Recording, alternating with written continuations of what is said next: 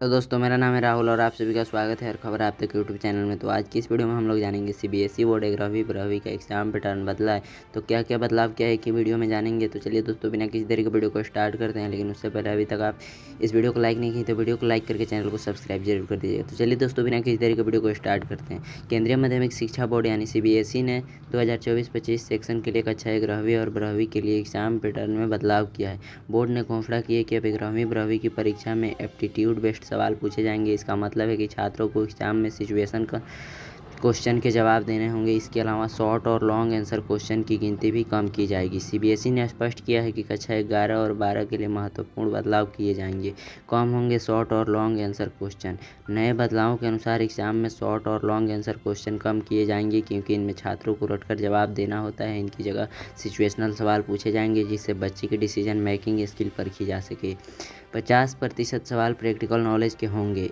इसके साथ ही syllabus based MCQs 14% से बढ़कर 15% किए जाएंगे। शॉर्ट आंसर क्वेश्चन की संख्या भी 14% से घटकर 30% की जाएगी। पेपर में 50% सवाल प्रैक्टिकल नॉलेज के टेस्ट करने पर फोकस होंगे। स्किल बेस्ड एजुकेशन पर होगा सीबीएसई। इस बारे में सीबीएसई के शिक्षा दिनेशक जोसेफ इमैनुअल ने कहा कि ये बदलाव NEP 2020 के उद्देश्यों को ध्यान में रखकर किए जा रहे हैं। स्किल बेस्ड एजुकेशन लागू करना सीबीएसई का एक बड़ा कदम है। 21वीं सदी के चुनौतियों का सामना करने के लिए छात्रों में एनालिटिक, क्रिटिकल और डिसीजन मेकिंग स्किल विकसित करना जरूरी है। NEP 2020 के तहत लिया फैसला। ये बदलाव NEP 2020 के तहत किए गए। इनका उद्देश्य स्कूली ज्ञान को रोजमर्रा के जीवन में उपयोग करना सीखना है। बोर्ड का कहना है कि इनमें छात्रों की सोचने की क्षमता विकसित करने पर फोकस किया जाए। साल में 2 बार होंगे सीबीएसई बोर्ड एग्जाम।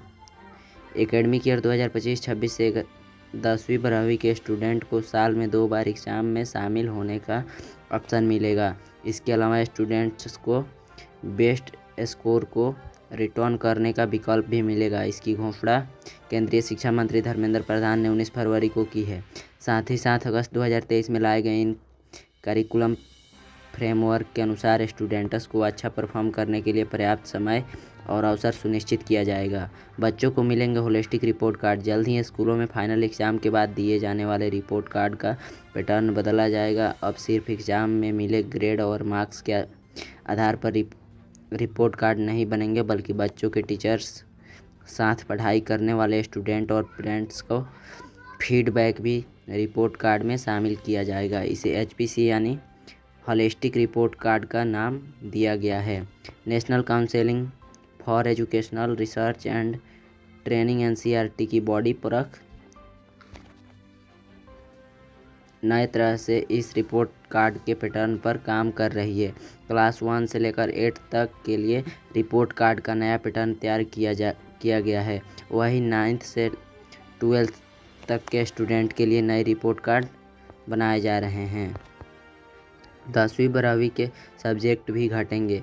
केंद्रीय माध्यमिक शिक्षा बोर्ड सीबीएसई ने हाई स्कूल और हायर सेकेंडरी के लिए एजुकेशन स्ट्रक्चर में बदलाव करने का प्रस्ताव दिया है। इसके तहत क्लास 10th में अब 2 लैंग्वेज की जगह 3 लैंग्वेज पढ़ाई जाएंगी। इनमें से कम 2 निगेटिव लैंग्वेज जैसे हिंदी मराठी शामिल होंगी। बोर्ड ने यह प्रस्ताव HRD मिनिस्ट्री को भेजा है। वहां से स्वीकृति मिलने के बाद ही इसे लागू किया जा सकेगा। 10th के स्टूडेंट को 10th पेपर देने होंगे। इस प्रोपोजल में क्लास 10th के स्टूडेंट को अब 5 की बजाय 10 सब्जेक्ट में पास होना जरूरी होगा। अभी तक 10th के स्टूडेंट को 5 सब्जेक्ट को पढ़ना जरूरी होता है।